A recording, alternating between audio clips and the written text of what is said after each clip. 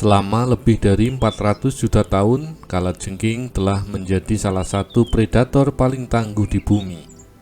Dengan capit yang kuat, ekor fleksibel, dan sengatan yang beracun, hewan ini mampu berburu, bertahan hidup dalam kondisi ekstrim, bahkan bertahan berbulan-bulan tanpa makanan. Namun, di balik penampilannya yang mengerikan, kalajengking menyimpan banyak keunikan. Di antaranya tubuhnya bisa berpendar di bawah sinar UV. Mereka memiliki ritual perkawinan seperti sebuah tarian, dan anak-anaknya tumbuh dengan menumpang di punggung sang induk. Hewan ini memang memiliki senjata yang bisa mematikan, tetapi mereka bukan pemburu manusia. Sebagian besar justru menghindari manusia dan hanya menyengat ketika merasa terancam. Lebih mengejutkan lagi, racun yang selama ini dianggap berbahaya ternyata menyimpan potensi besar bagi dunia medis. Dari gurun yang panas hingga hutan tropis, kemampuan adaptasi kalajengking menunjukkan bagaimana makhluk purba ini mampu bertahan melewati jutaan tahun perubahan bumi, sekaligus memainkan peran penting dalam menjaga keseimbangan ekosistem.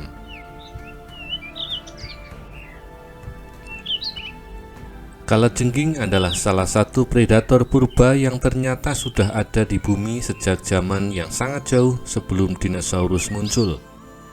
Mereka termasuk kelompok arachnida, satu keluarga dengan laba-laba, tungau, dan kutu. Jadi, kalajengking bukan serangga, melainkan hewan berkaki 8. Menariknya, leluhur kalajengking sudah hidup sekitar 400 juta tahun lalu. Artinya, mereka sudah melewati begitu banyak perubahan di bumi. Kalau kita melihat bentuknya, kalajengking memang cukup mudah untuk dikenali.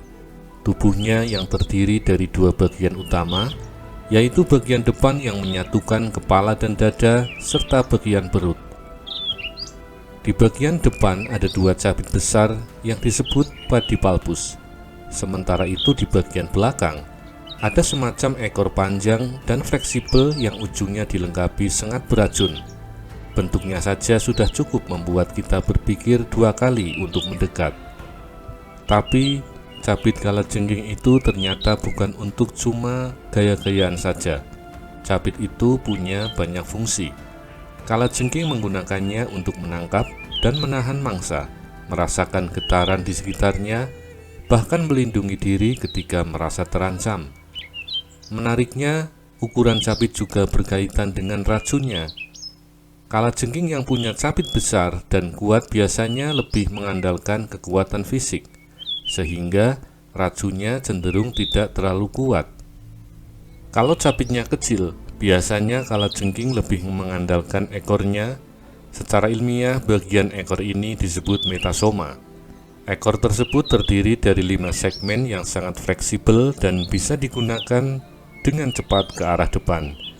Di ujungnya ada telson, yaitu bagian yang menyimpan kelenjar racun sekaligus jarum penyengat. Jadi, meskipun ukurannya kecil, senjata kalajengking sebenarnya cukup lengkap. Racun kalajengking sendiri bukan sekedar satu jenis zat. Racun itu merupakan campuran berbagai senyawa kimia, terutama neurotoksin, yang bisa menyerang sistem saraf. Setiap spesies memiliki racun dengan komposisi yang berbeda-beda, tergantung jenis mangsa yang biasa mereka buru. Dari lebih 2.500 spesies kalajengking yang diketahui di dunia, hanya sebagian kecil, sekitar 30-40 spesies, yang racunnya benar-benar berbahaya dan berpotensi mematikan bagi manusia dewasa.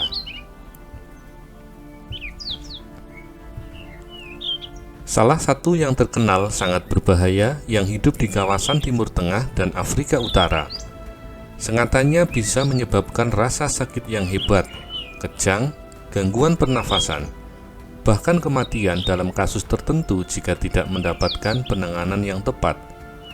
Tapi jangan langsung panik kalau menemukan kalajengking di Indonesia. Sebagian besar spesies yang ada di sini memiliki bisa dengan tingkat rendah hingga sedang, dan umumnya tidak sampai mengancam nyawa manusia. Hewan ini juga termasuk hewan nokturnal, yang artinya mereka lebih aktif saat malam hari.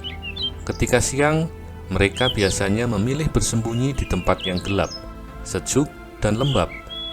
Bisa di bawah batu, di celah kayu lapuk, dalam lubang tanah, atau bahkan di tempat yang tidak kita sangka-sangka, seperti sepatu.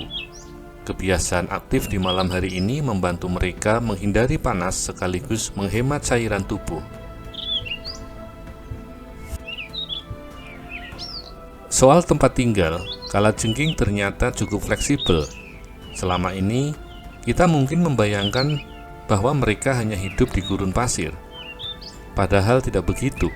Kalajengking juga bisa ditemukan di hutan hujan tropis, padang rumput, gua, bahkan daerah pegunungan. Mereka tersebar di berbagai wilayah dunia dan mampu beradaptasi dengan banyak kondisi lingkungan. Hanya saja beberapa tempat yang benar-benar tidak cocok bagi mereka, seperti wilayah yang tertutup es permanen. Kemampuan bertahan hidup kalajengking sangat luar biasa. Tubuh mereka memiliki metabolisme yang sangat rendah. Karena itu, mereka tidak perlu makan setiap hari seperti kita, manusia.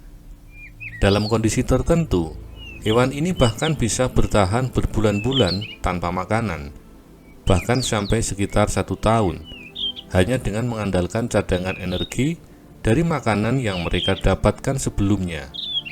Beberapa spesies juga mampu bertahan dalam kondisi yang sangat dingin dan kembali aktif setelah suhu tubuh mereka naik.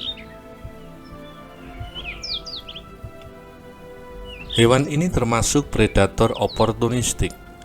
Artinya, kalau ada makanan yang bisa dimakan, mereka tidak akan terlalu pilih-pilih.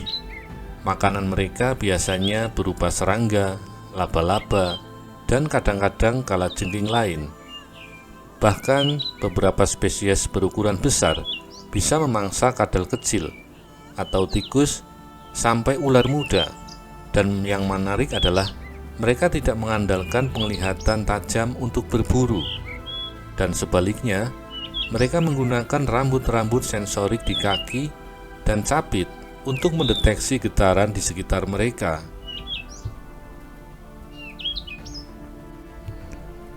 Ada satu hal lagi yang membuat kalajengking terlihat seperti makhluk hidup dari dunia lain. Kalau terkena sinar ultraviolet atau UV, tubuh mereka bisa memancar cahaya hijau kebiruan yang disebut fluorensi. Cahaya tersebut muncul karena adanya senyawa tertentu pada lapisan keras tubuh mereka. Namun sampai sekarang, para ilmuwan masih terus mempelajari fungsi sebenarnya dari kemampuan ini.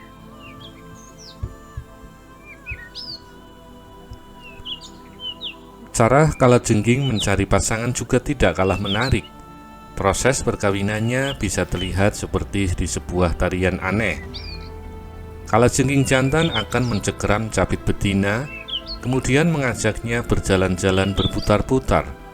Proses ini bisa berlangsung selama beberapa menit, bahkan sampai beberapa jam. Tujuannya bukan sekedar mencari tempat yang nyaman, tetapi menemukan permukaan yang tepat untuk meletakkan spermatofor atau paket sperma. Setelah menemukan tempat yang cocok, pejantan akan meletakkan spermatofor di permukaan tanah. Kemudian, ia menarik tubuh betina tepat di atasnya agar sperma bisa masuk ke organ reproduksinya. Setelah tugasnya selesai, si jantan harus segera pergi. Kenapa? Karena kalau terlalu lama berada di dekat pasangannya, ada kemungkinan justru dimakan oleh betina. Jadi bagi kalajengking jantan, perkawinan bisa dibilang benar-benar permainan hidup dan mati. Berbeda dari banyak hewan arachnida lainnya, kalajengking tidak bertelur begitu saja. Mereka melahirkan anak dalam kondisi hidup. Masa kehamilannya bisa berlangsung beberapa bulan hingga lebih dari 1 tahun. tergantung dari spesies dan kondisi lingkungan. Ketika lahir, anak-anak kalajengking masih sangat kecil, tubuhnya lunak, dan warnanya biasanya putih pucat. Begitu anak lahir, anak-anak kalajengking langsung naik ke punggung induknya. Di sana mereka akan berkumpul dan menempel selama beberapa waktu. Sang induk akan membawa sekaligus melindungi mereka dari berbagai ancaman. Mereka baru turun setelah mengalami pergantian kulit pertama dan tubuhnya mulai mengeras. Setelah cukup kuat untuk berburu sendiri, anak-anak itu pun mulai menjalani hidupnya masing-masing. Untuk menjadi dewasa, kalajengking harus mengalami beberapa kali pergantian kulit. Biasanya sekitar 5-7 kali setiap kali berganti kulit. Tubuh mereka berada dalam kondisi yang sangat rentan. Eksoskeleton baru masih yang lunak dan membutuhkan waktu untuk mengeras. Dalam kondisi ini, kalajengking bisa menjadi sasaran empuk bagi predator lain. Jadi, proses tumbuh dewasa bagi kalajengking ternyata tidak semudah yang kita bayangkan. Walaupun punya capit dan sengatan beracun, kalajengking tetap bukan predator yang berada di puncak rantai makanan. Mereka masih punya banyak musuh alami, seperti burung hantu, elang, kadal besar, ular, tikus gurun, hingga merkat diketahui bisa memangsa kalajengking. Bahkan beberapa predator seperti merkat memiliki kemampuan alami untuk menghadapi racun kalajengking tertentu.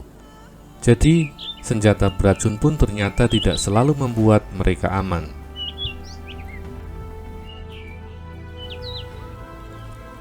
Menariknya, sesuatu yang selama ini kita anggap berbahaya justru bisa membantu manusia. Racun kalajengking ternyata sedang diteliti untuk berbagai keperluan medis.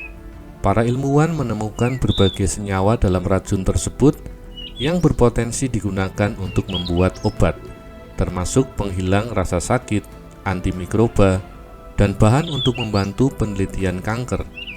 Jadi, racun yang bagi manusia bisa menjadi senjata mematikan, ternyata mungkin juga punya manfaat besar bagi dunia medis.